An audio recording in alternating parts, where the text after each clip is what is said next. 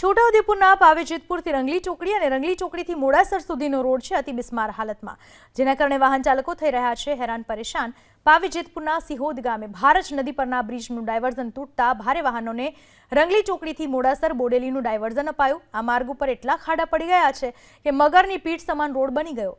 30 કિલોમીટરના આ માર્ગ ઉપરથી પસાર થતા વાહનોને તો નુકસાન થઈ જ રહ્યું છે, પરંતુ વાહન ચાલકોની પણ કમર તૂટી રહી છે।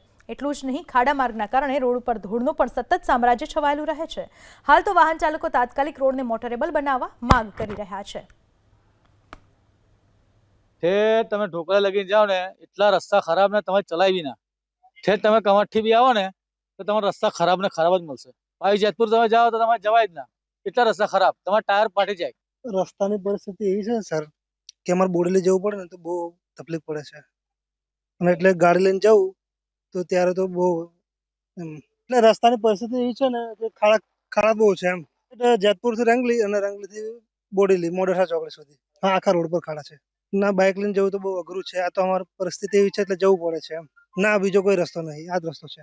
એકદમ 25 કિલોમીટર ફરવાનું, એક બાજુ ડુંગરવાટ થઈને તમે જાઓ એટલે ડુંગરવાટ થઈને તમે જાઓ એટલે 1.5 કલાક તમે કોઈ સરકારી હોસ્પિટલમાં જવાનું હોય અને કોઈ માણસ મરી જાય છે એમ્બ્યુલન્સમાં, સરકાર પાસે એટલી કે રસ્તો બનાવી દે અને ડાયવર્ઝન બનાવે અને આ રસ્તો બનાવે, જે રાહદારીઓ છે એમને અરુણકુટથી બોડેલી જઈ શકે। રસ્તો બહુ ખરાબ હાલતમાં છે।